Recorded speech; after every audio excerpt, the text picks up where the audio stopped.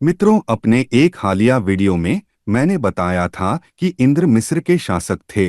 वे भारत आए और भारतीयों ने उन्हें हर साल कर सामग्री भेजना शुरू कर दिया।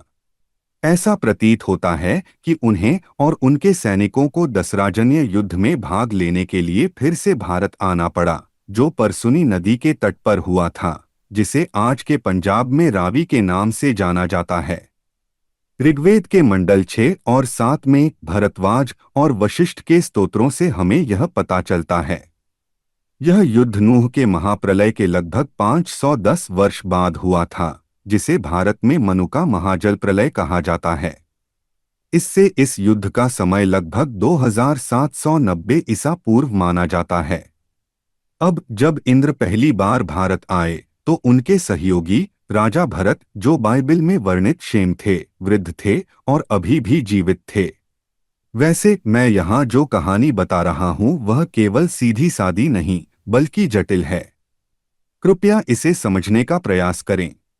भारत के राजा भरत अपने पिता के भगवान यहोवा की नारायण नाम से पूजा करते थे, जिसका अर्थ है जल पर विश्राम करने वाला।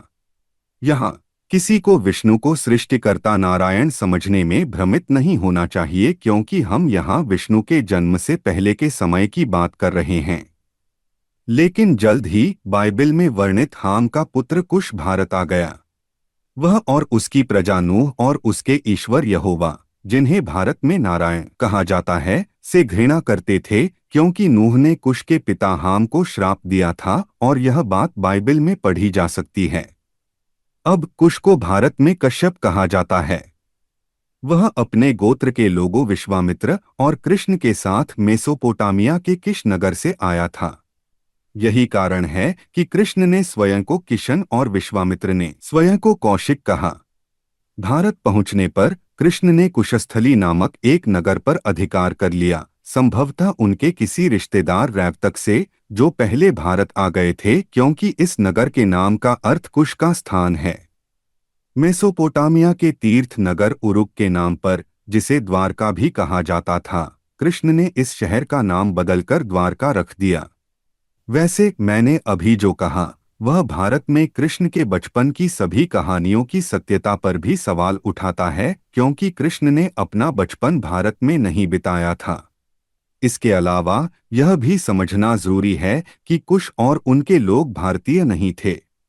कुश स्वयं अफ्रीका के स्वामी थे और भारतीय उनके नाम पर अफ्रीका को कुशद्वीप कहते थे। अपने आगमन पर वे सेमिटिक और जाफेटिक नामक दो जातियों के लोगों के साथ घुल मिल गए, जिन्हें वेदों में भरत और पुरुष भी कहा गया है, जिसके परिणामस्वरूप भारत में द्रविड़ जैसे लोगों के समूह का निर्माण हुआ। अब कुश मेसोपोटामिया के किश में इसलिए आया क्योंकि डायोनिसस ने उसे मिस्र से निकाल दिया था। फिर वह भारत आया क्योंकि उसे महान सरगोन ने निकाल दिया था। खैर, भारत में एक बार उसके साथी विश्वामित्र ने राजा भरत, जिन्हें प्रजाजन प्रेम और सम्मान देते थे और जिन्हें हरिश्चंद्र के नाम से भी जाना जाता था, की हत्या कर दी। यह सब बाइबिल के हाम के उकसावे के कारण हुआ, जो प्राचीन बैक्ट्रिया में जरथुस्त्र बन गए थे।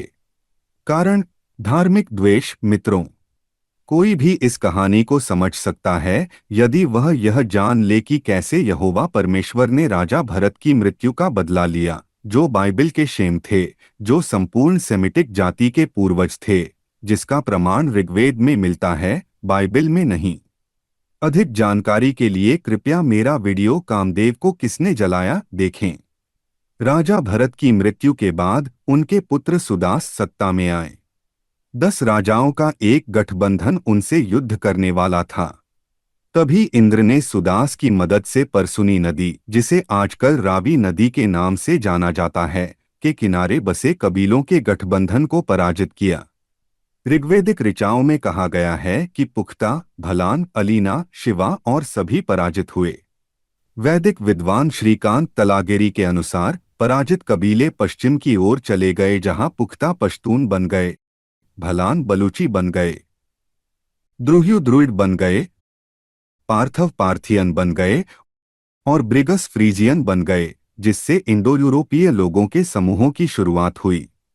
अब हम न केवल कुछ पौराणिक कथाओं को बल्कि इतिहास के क्रमक्रम को भी देखना शुरू करते हैं। इस बीच अगर आप सोच रहे हैं कि आखिर वे किस बात पर लड़ रहे थे, तो कृपया मुझे इसे एक अलग वीडियो में बताने दीजिए, क्योंकि इस छोटे से वीडियो में ही समझने के लिए बहुत कुछ है। देखने के लिए धन्यवाद।